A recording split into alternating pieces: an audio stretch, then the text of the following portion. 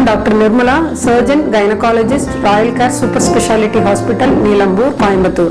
இன்னைக்கு நம்ம பாத்தீங்கன்னா கழுத்தில் வரும் கட்டிகளை பத்தி நம்ம பார்க்கலாங்க. அதுல சாதாரண கட்டிகளும் இருக்குது, கேன்சர் டைப் ஆஃப் கட்டிகளும் இருக்கு, தைராய்டு கட்டிகளும் இருக்குது. அதுல பொதுவா வர்றது நிணநீர் கட்டிகள் அதாவது லிம்ப் நோட் என்லார்ஜ்மென்ட்னு சொல்லுவாங்க. அது பல காரணங்கள்னால வரலாம். ஒண்ணு இன்ஃபெக்ஷனால வரலாம், காதுலயோ இல்ல தொண்டையிலயோ ஏதாவது இன்ஃபெக்ஷன் இருந்தாலும் வரலாம், அல்லது பல்லுல ஏதாவது சொத்த பல் இருந்தா கூட வரலாம். ஆனா அந்த நிணநீர் கட்டிகள் வந்துருச்சுன்னா நம்ம அது என்னன்னு பாத்துக்கணும். ஏன்னா அது சம்டைம்ஸ் ஈவன் கேன்சரா, லிம்போமான்னு சொல்லுவாங்க, அந்த மாதிரி ஒரு கேன்சரா கூட இருக்கலாம். சில பேர்த்துக்கு வலியோட இருக்கும், சில பேர்த்துக்கு வலி இல்லாம இருக்கும். ஆனா வலி இல்லைன்னா பேஷண்ட்ஸ் அதை இக்னோர் பண்ணிடுறாங்க. பட் வலி இல்லாத கட்டி தான் ரொம்ப பிரச்சனையான கட்டி. அதனால உடனே அதுக்காக மருத்துவரை அணுகி அதையே உரிய பரிசோதனைகள் செஞ்சு கொள்ளணும். மேலும் பாத்தீங்கன்னா தைராய்டு கட்டிகள் பொதுவா வர்றது. சில பேஷண்ட் சொல்லுவாங்க, எனக்கு தைராய்டு இருக்குங்க மேடம். தைராய்டுங்கிறது எல்லாத்துக்குமே இருக்கிறது தான். ஆனா அது கம்மியா வேலை செஞ்சாலும் தைராய்டு கட்டி வரும்,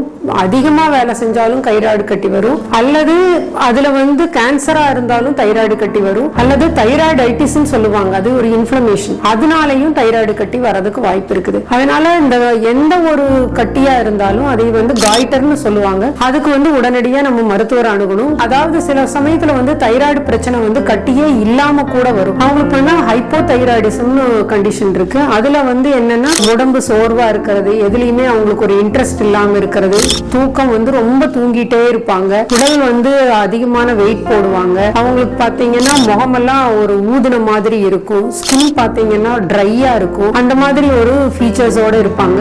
எல்லாத்துலயும் ஸ்லோவா இருப்பாங்க. ஃபீமேல்ஸ் பாத்தீங்கன்னா அந்த மாதிரி ஹைப்போதைராய்டிசம் இருக்கிறவங்க ஃபெர்டிலிட்டி இஷ்யூஸ் இருக்கும். மோர் ஓவர் அவங்களுக்கு பீரியட்ஸ் அதிகமா போகும். இந்த மாதிரி பிரச்சனைகளும் வரதுக்கான வாய்ப்பு இருக்குது. இந்த மாதிரி இருக்கும்போது உடனே டாக்டர் அணுகணும். அதே மாதிரி ஹைப்பர் தைராய்டிசம்னு ஒரு கண்டிஷன் இருக்கு. அதாவது அந்த தைராய்டு சுரப்பி அதிகமா வேலை செய்யறதுனால வர்றது. அதிகமா வேலை செய்யும் போது என்ன ஆகும்னா அவங்க ரொம்ப ஒரு படபடனே எப்பவுமே இருப்பாங்க. அவங்க ஹார்ட் ரேட் பாத்தீங்கன்னா அதிகமா இருக்கும், தூக்கம் இல்லாம இருப்பாங்க, அவங்களுக்கு நல்ல பசி ஆகும், பட் வெயிட் ஏறாது. இன்க்ரீஸ்ட் மெட்டபாலிக் ரேட் இருக்கிறதுனால அவங்களுக்கு பசி நல்லா ஆகும், பட் வெயிட் கூடாது. ஃபீமேல்ஸுக்கு பாத்தீங்கன்னா பீரியட்ஸ் வராம இருக்கும். இந்த மாதிரி தொந்தரவுகள் எல்லாம் வர்றதுக்கு வாய்ப்பு இருக்குது ஹைப்பர் தைராய்டிசம்ல. அது மாதிரி இருக்கும் போதும் மருத்துவரை உடனே அணுகணும், ட்ரீட்மெண்ட் எடுத்துக்கணும்னு நாங்க இந்த நேரத்துல கேட்டுக்கிறோம்.